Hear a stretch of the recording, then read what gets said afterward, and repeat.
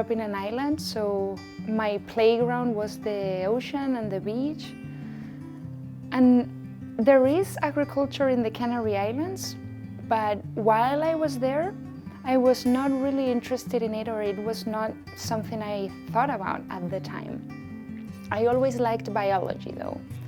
So I moved to Madrid, the capital city of Spain, to get my bachelor's in biology, as I said. And it was during a class of applied microbiology, where we learned about beer and winemaking both, that I was first fascinated with the wine industry. It was really interesting how in the winery you could use this or that enzyme and that would change the wine profile.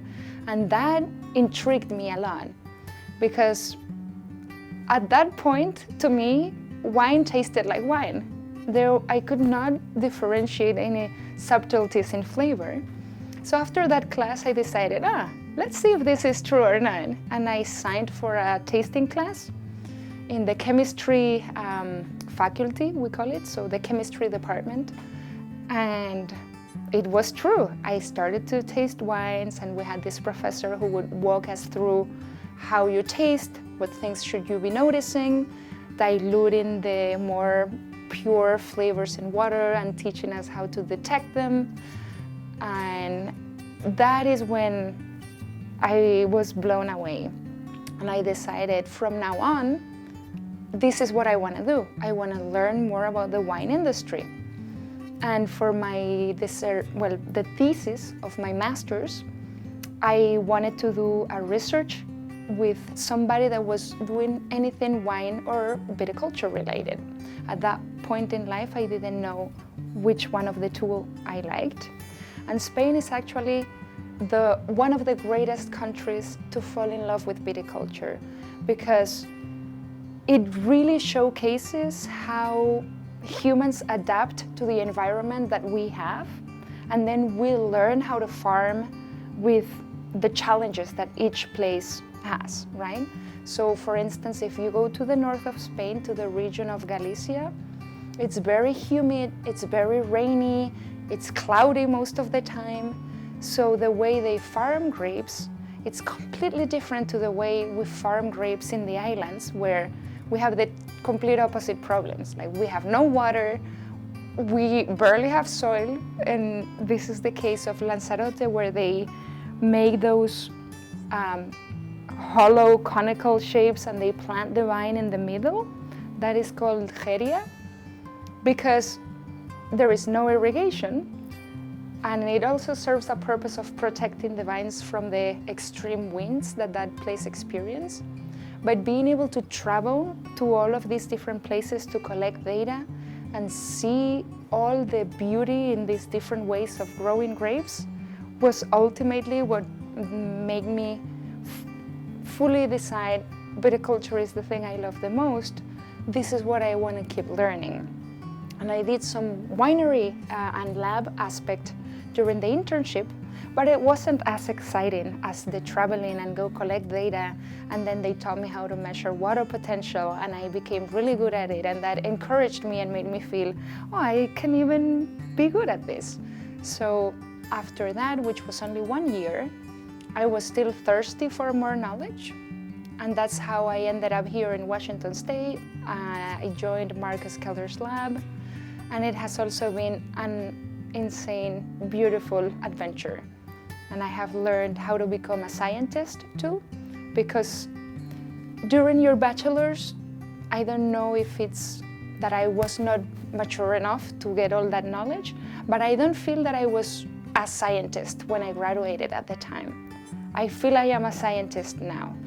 The part about extension is that the way I see it is a bridge between the university knowledge and the grower's knowledge.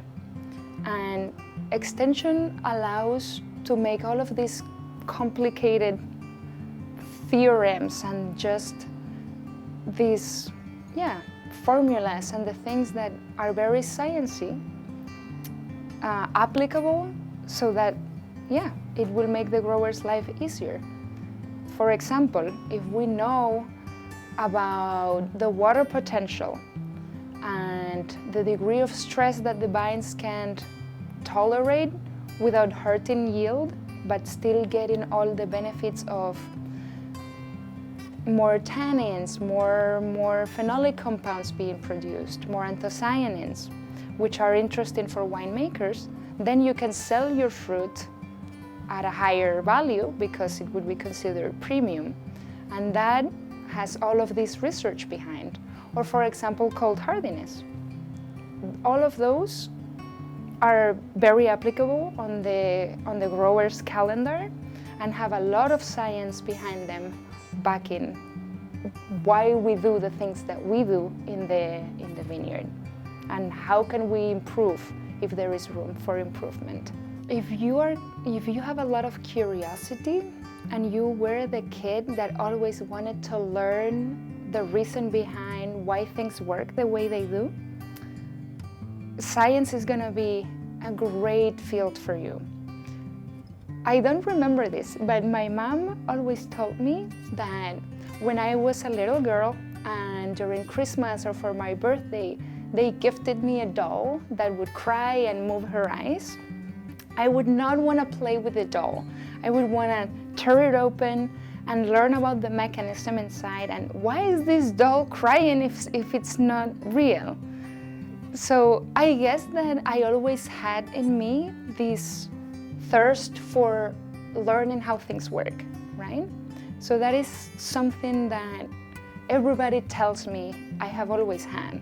So I don't know if that's the reason why I wanted to become a scientist, because I wanted to give an explanation to the things that I didn't understand, or why are we doing things this way, right?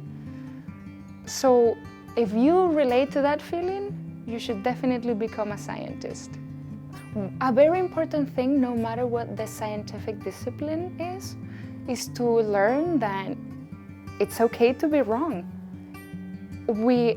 Science advances because people try things, they prove wrong, and then we know that that's not the way until we find the actual way of how things work. And I think that acceptance of making mistakes and failing and having a hypothesis that your data tells you it's completely false, learning that and embracing it will help a lot. Because during a PhD or during a master's, when you are in a research field, will imply making mistakes, will imply, looking at the data and the data telling you the complete opposite thing that you thought initially, or maybe not, maybe you're super lucky and everything works well. But I think it's very important to learn that aspect, to not feel it as a failure, and to just learn that it's one step along the very long path of the scientific career. And your contribution is very important.